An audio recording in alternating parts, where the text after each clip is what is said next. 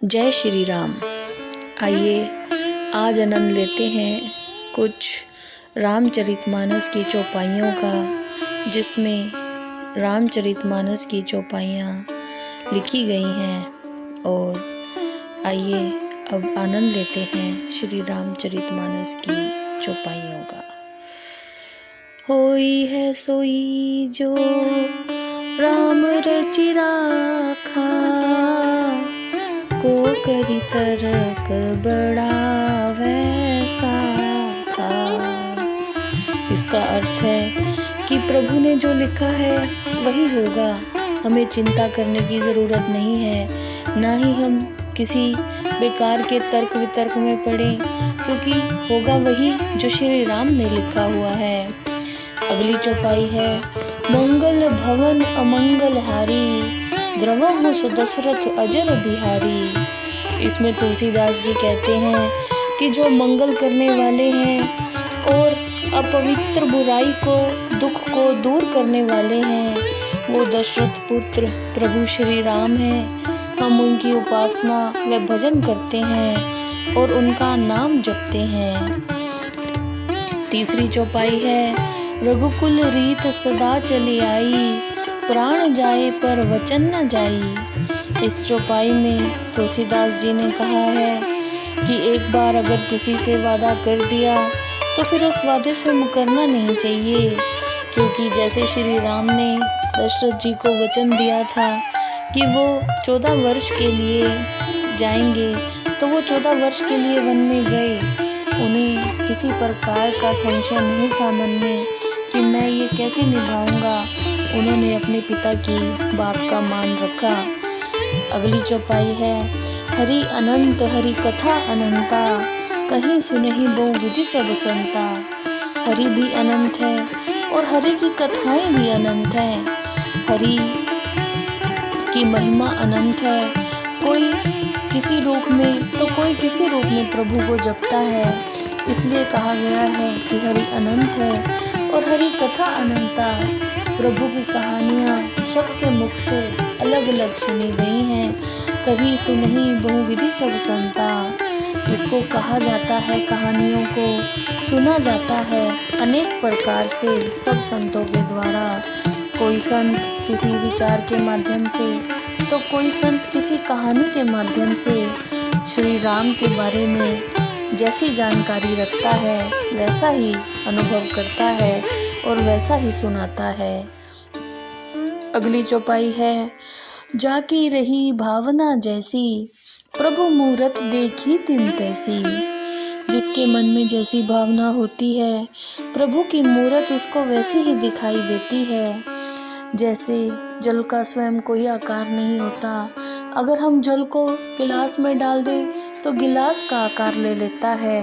अगर किसी मटके में डाल दें तो मटके का आकार ले लेता है। उसी प्रकार प्रभु के लिए भी भावना सर्वप्रथम है। जिसके मन में जैसी भावना होती है वो वैसा ही भजन करता है और प्रभु को वैसे ही ध्याता है।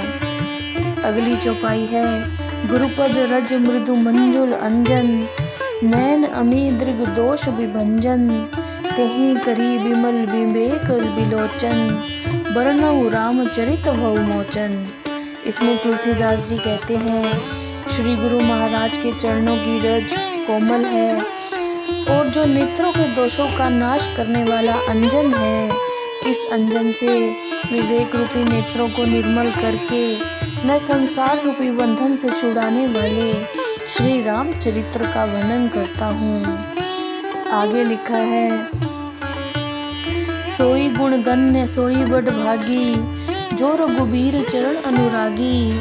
आयसु मांग चरण सिरुनाई, चले हर्षि सुमिरत रघुराई। सद्गुणों को पहचानने वाला और बड़भागी वही है जो श्री रघुनाथ जी के चरणों का प्रेमी है।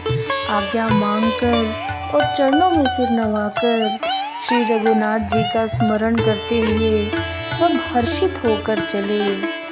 जो सुधारि हरिजन जिमि लेहि, दल दुख दोष बिमल जसु देहि। खलऊ करहि भल पाई सुसंगु, मिटै न मलिन सुभाव अभंगु।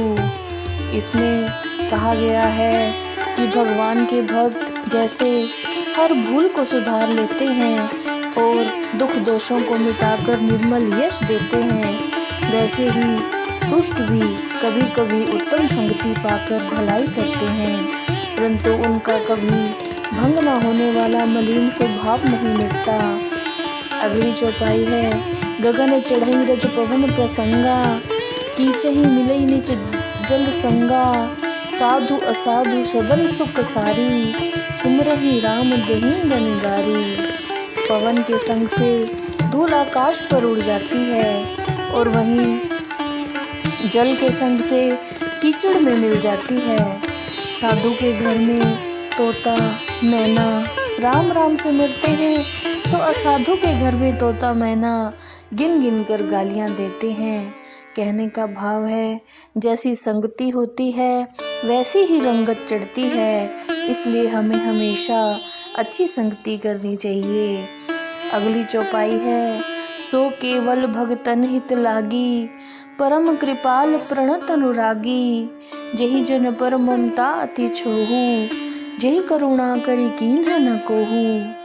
यह लीला केवल भक्तों के हित के लिए है, क्योंकि भगवान परम कृपालु हैं और शरणागत के बड़े प्रेमी हैं, जिनकी भक्तों पर बड़ी ममता है, बड़ी कृपा है। जिस पर प्रभु ने एक बार कृपा कर दी उस पर फिर कभी क्रोध नहीं किया, यह है प्रभु की विशालता।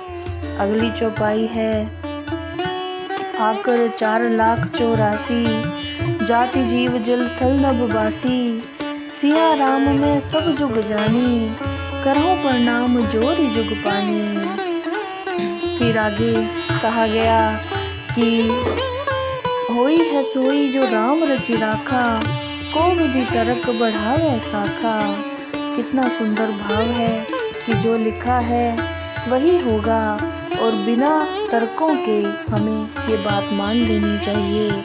और फिर इसमें श्री रामचरितमानस में इतने सुंदर ढंग से लिखा है, जिस पर कृपा राम की होई, ता पर कृपा करे सब कोई।